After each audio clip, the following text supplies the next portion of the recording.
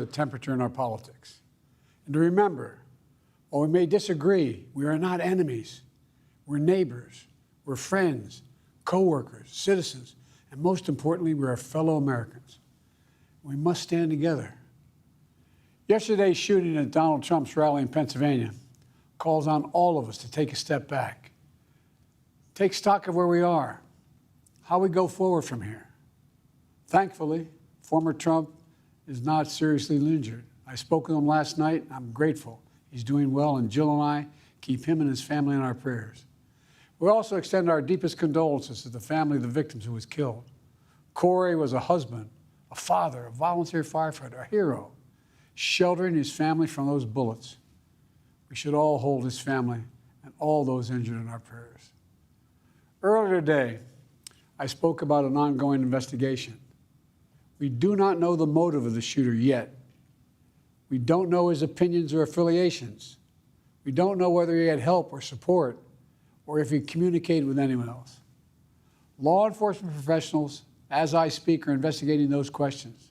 Tonight, I want to speak to what we do know. A former president was shot, an American citizen killed, while simply exercising his freedom to support the candidate of his choosing. We cannot, we must not go down this road in America. We've traveled it before throughout our history.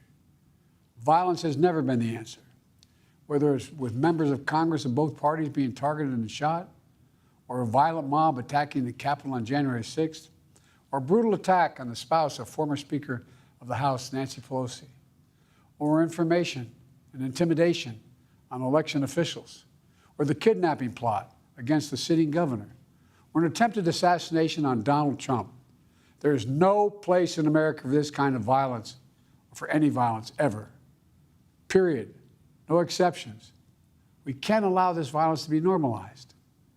You know, the political record in this country has gotten very heated. It's time to cool it down. We all have a responsibility to do that. Yes, we have deeply felt strong disagreements. The stakes in this election are enormously high. I've said it many times that the choice in this election we make in this election is going to shape the future of America and the world for decades to come.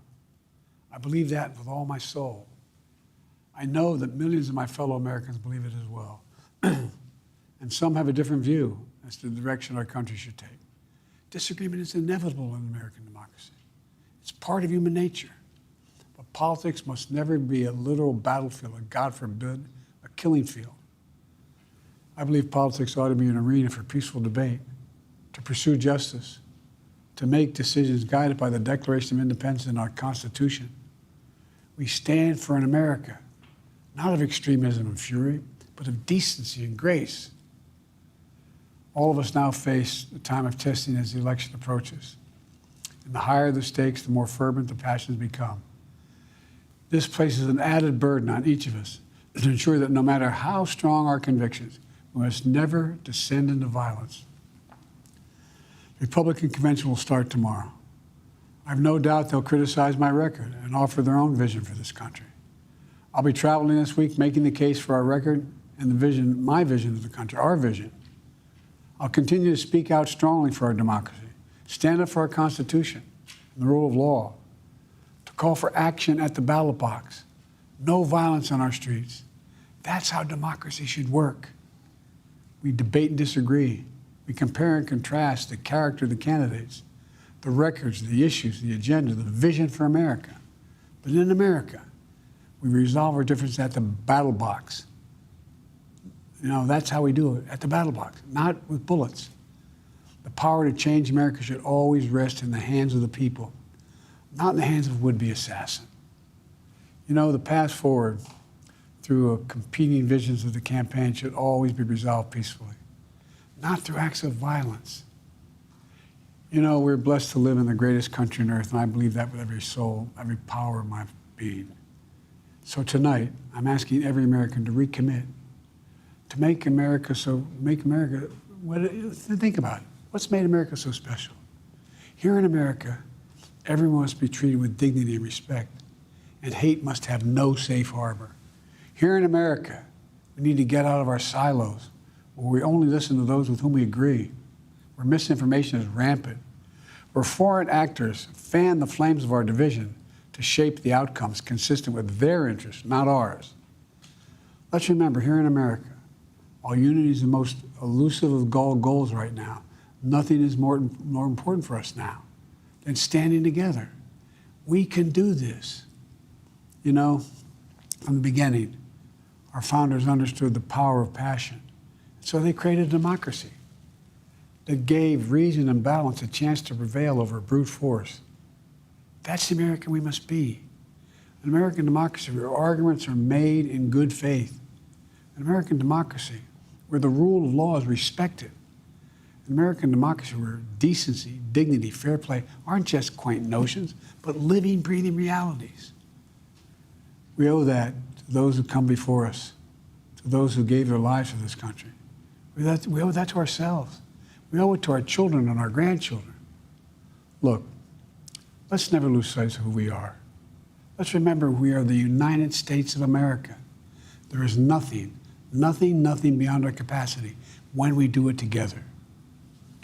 God bless you all, and may God protect our troops. And there you have President Biden from the Oval Office in a rare address, beginning his comments by saying we need to lower the temperature in our politics. I want to bring in Chief White House correspondent Nancy Cordes. And Nancy, this is the third time we've heard from the president about the assassination attempt. Why has he chosen to speak so regularly to the American people on this topic? Well, because the Oval Office, Nora, is the ultimate symbol of continuity. It has flowed from Republicans to Democrats, back to Republicans. It is a sign of the strength of this democracy, and it was a fitting location for this president as he made a call at a time when the American people are quite rattled for unity. He went on to give a brief update on the investigation, but really what he wanted to talk about was political violence and the heated rhetoric that can often fuel that violence. We're still 3.5 months out from Election Day, and there is a desire from both parties to bring down the temperature so we don't see something like this happen again. Nancy, stay with us from the White House. Want to bring in Major Garrett, our chief Washington correspondent. And what did you make of the president's comments? So the president is trying to stitch together a country that has a deep memory about what it has found offensive about the other political party. And everyone in America who is very partisan knows exactly what drives them crazy about what the other party says about them. And they can recount it almost in verse. Faults, aggressive language, things that they thought crossed a line and they can't forgive. What the president is saying, that's the past. If we're going to move forward in this election and do so peacefully, we don't have to forget that, but we have to forgive one another for rhetorical excesses. And I think we'll have a sign of that, Nora, if anyone in political leadership who has said something that is viewed in this current context as excessive, crossing the line, not only says we should bring the temperature down, but I apologize. I shouldn't have said what I said 4 weeks ago, 6 weeks ago. That could apply to President Biden. It could apply to former President Trump. It could apply to many members of Congress. That will be, to my mind, consistent with what the president is asking the country to do and political leaders to do. Not only bring the temperature down going forward, but be reflective about how the rhetoric up until now has created this sense, not only of division, but anger and a sense of isolation and alienation from one another. You're not expecting anybody to apologize, are you? I'm not, but I'm saying that is a measure for Americans who are trying to gauge just how real this moment is. Is this a glimmer of light in what has been rhetorically a very dark space for this country, or is it just a momentary pause in which we will calm things down and then return to our partisan battlements? I don't know. But I do know if someone who's been in the public arena does apologize, that will be an act of reflection that might have some longevity. Want to bring in Robert Costa. He is our chief election and campaign correspondent. And Robert, I know you have covered a number of these conventions as well. They are generally full of speeches that are full of red meat. You are trying to rile up your most fervent supporters and draw a very sharp contrast with your opponent. Is there any indication that that will change? Nora, good to be with you. This was not a campaign moment tonight for President Biden. It was an attempt to have a presidential moment. I was speaking to confidants of President Biden. They know, as you say, the Republican National Convention begins tomorrow. But they also know if you took just 2 or 3 steps away from the Resolute desk in the Oval Office, what would you see? A bust not of a former president, but of someone who almost became president, someone who ran and died in 1968. President Biden keeps a bust of Robert F. Kennedy, the former New York senator, in the Oval Office. Every day he looks at it, I'm told, and he thinks about Robert F. Kennedy's speech after Martin Luther King was gunned down, Dr. King, in 1968. Robert F. Kennedy spoke to the nation's better angels. He quoted a poet, Aeschylus, as he tried to ask the nation to come together. Biden in the Senate in the 1970s sees assassination attempts against President Ford, sees President Reagan shot in 1981. Someone's for a half century on the American scene watching violence. Violence prompts him into the race. After Charlottesville in 2017, he ultimately wins the presidency in 2020. So this is a moment where a convention is beginning. But it is also a presidential moment where you have the current occupant of the office communicating to the country about an attack on his predecessor, an unprecedented moment and a moment of fragility in the American political system. It's an excellent point, Robert. I want to bring back in Nancy Cordes, who covers the White House. And there's clearly an element of hope within all of this. President Biden hoping that the rhetoric can change. But that's, it's a hope.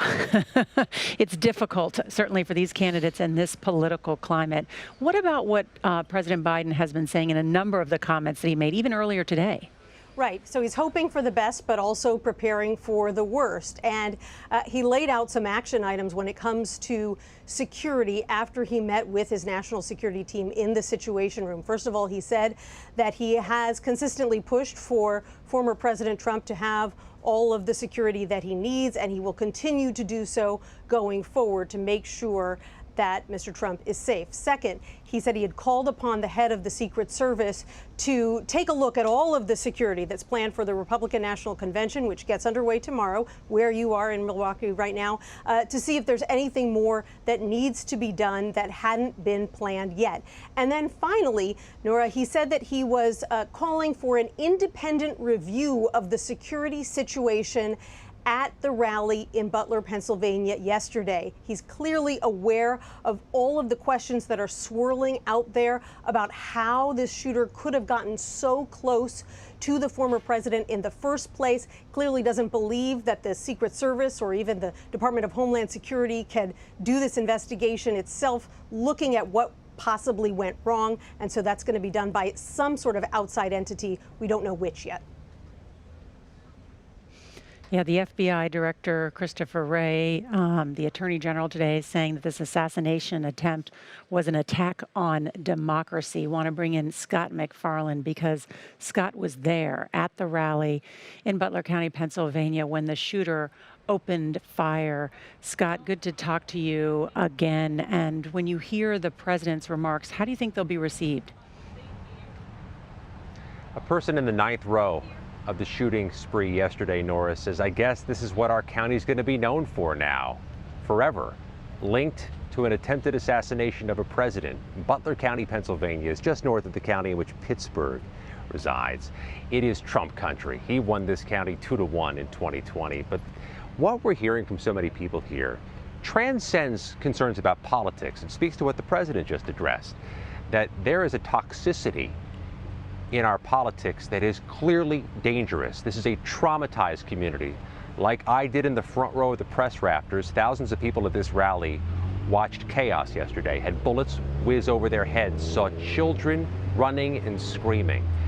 There is a visceral reaction and connection, Nora, Butler County, Pennsylvania has to what happened yesterday, and it's very little to do with politics. Scott McFarland, thank you for your excellent coverage there. And, Major Garrett, that is true. Trump has a visceral connection with his supporters. They see his campaign in 2016 as challenging all sorts of orthodoxies in America, starting with the Republican establishment, which they didn't think was responsive. Trump defeats that. Trump wins the presidency in a surprising 2016 outcome. And Trump supporters believe from that moment he was denied not only the idea that, hey, wow, you won a presidency. Isn't that amazing? Immediately ostracized, criticized, resistance, and pummeled and demonized by the left consistently. That is something that Trump supporters will not forget, cannot forget. And they overlook indictments. They overlook January 6th. They overlook fraud allegations and substantive proof of fraud on the president's part and his businesses, all because they believe he represents something fighting on their behalf and is relentlessly attacked.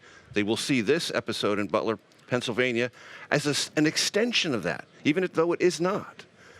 But back to the point the president made in his remarks. Partisan rhetoric does not exist in a vacuum. Partisans in our country right now, Nora, right and left, not only expect it, they demand it and they reward it. They reward it with their votes and they reward it with their small dollar donations. Everyone in the political arena knows that. That level of expectation, that demand curve, for aggressive rhetoric because you're fighting up for something that's so important is part of this equation. We are all wrapped up in that equation. The president tonight is asking us to consider our own involvement in that equation and reflect and possibly start anew. The question is, will this be a turning point in this heated presidential election? Major Garrett, thank you.